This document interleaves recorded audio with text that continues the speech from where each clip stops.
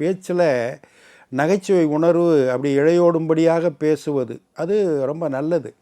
அது இந்த பிரச்சனைகளுடைய கடினத்தன்மையை இலகுவாக்கி ரொம்ப எளிமையாக அந்த விஷயத்தை கொண்டு போய் சேர்க்கும். ஒரு மேடையில் பேசுகிறோம், ஒரு வகுப்பறையில் பேசுகிறோம், நண்பர்களோட பேசிக்கிட்டு இருக்கோம், ஒரு பயணத்தில் ஒரு நடத்துனர் கூட பேசிக்கிட்டு இருக்கோம், நடத்துனர் பயணிகளோட பேசிக்கிட்டு இருக்காரு, ஒரு மீட்டிங்கில் உட்காந்து பேசிக்கிட்டு இருக்கோம், கம்பெனி மீட்டிங்கில். இப்படி பலவித நேரங்களில் கணவன் மனைவி குழந்தைகள் இப்படி யாரோட பேசினாலும் அதில் லேசாக ஒரு நகைச்சுவை இழையோடும்படியாக வச்சுக்கிட்டோம்னா அது ரொம்ப மகிழ்ச்சியாக இருக்கும். ரொம்ப லைட்ரு வெயினாக மாற்றிடும், பிரச்சனையை வேகப்படுத்தி வேறு சிக்கலை கொண்டு போய் விட்டுறாது. அதனால் நகைச்சுவை உணர்வு வேணும். ஒரு இன்டர்வியூ அதுலேயும் நகைச்சுவை உணர்வு வேணும்னு ஒரு தம்பி போய் உட்காந்தார். அந்த இன்டர்வியூவில் வந்தோடனே நீ என்ன படிச்சிருக்க, என்ன வேலை பார்த்தா, உன் எக்ஸ்பீரியன்ஸுன்னு இதில் தானே பொதுவாக கேட்பாங்க. எடுப்புலேயே அந்த ஹெச்ஆர் ஒரு கேள்வி கேட்டிருக்காரு, உங்களுக்கு கல்யாணம் ஆயிடுச்சா அப்படிங்கிறதான் முதல் கேள்வி.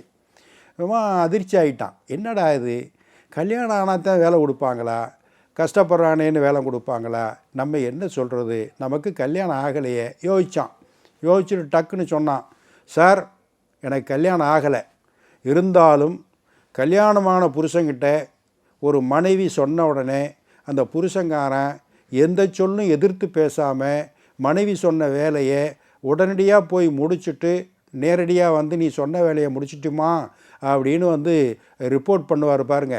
அதே மாதிரி எனக்கு கல்யாணம் ஆகலைன்னாலும் நீங்கள் என்ன வேலை கொடுத்தாலும் நானும் எதிர்பேச்சு பேசாமல் போய் வேலையை முடிச்சுட்டு உங்கள்கிட்ட ரிப்போர்ட் பண்ணுவேன் சார், வேலை முடிஞ்சிருச்சுன்னு. அதனால் எனக்கு கல்யாணம் ஆகலை, இருந்தாலும் வேலை விடுங்க சார் அப்படின்னா.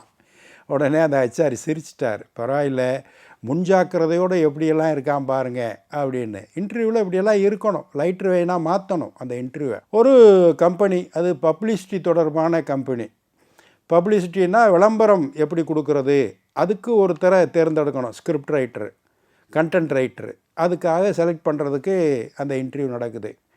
இவர் போய் உட்காந்தார். இந்த இளைஞர், அனுபவம்லாம் எப்படி அப்படின்னு அந்த இன்டர்வியூ பண்ணுறவர் கேட்குறார். சார், நான் நிறைய தொலைக்காட்சிகளில் எல்லாம் கண்டென்ட் ரைட்டிங் பண்ணியிருக்கேன், விளம்பரங்கள் எழுதி கொடுத்துருக்கேன். போட்டி கம்பெனி என்ன தயாரிக்குதோ அதை விட சிறப்பான பொருள்களை நம்ம உற்பத்தி பண்ணுறோம் அப்படிங்கிற மாதிரி பொய்யா கூட ஸ்கிரிப்ட் தயார் பண்ணி அதை வித்தியாசமாக நான் ப்ரெசென்ட் பண்ணுறதில் நான் கெட்டிக்காரன் சார் அப்படின்னு இவனை பற்றி சொன்னான். அப்படியா, ஒரு சாம்பிளுக்கு ஒன்று இங்கேயே இப்போ நீ செஞ்சு காட்டு, நீ திறமைசாலிங்கிறத இந்த இடத்துலையே செஞ்சு காட்டு அப்படின்னு அந்த இன்டர்வியூ பண்ணுறவங்க கேட்டாங்க. இவன் அசரலை, படக்குன்னு எந்திரிச்சு வெளியே போய் கதவை திறந்தான். வெளியே இன்டர்வியூக்கு ஒரு 20 பேர் உட்காந்துருக்காங்க, இளைஞர்கள்.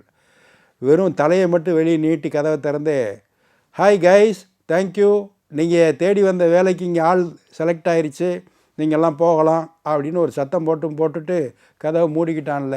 எல்லோரும் மலமலன்னு எந்திரிச்சு போயிட்டாங்க. உள்ளே வந்தோன்னே யூ ஆர் அப்பாயிண்டட் அப்படின்னு இந்த இன்டர்வியூ பண்ணுறவங்க இவனுக்கு ஒரு அப்பாயின்மெண்ட் ஆர்டரை கொடுக்குறாங்க. எப்படி பாருங்கள் திறமைகள். அடுத்த ஒரு நிகழ்வில் சந்திப்போம். இந்த நாள் இனிய நாளாக அமைய நல்வாழ்த்துக்கள். வணக்கம்.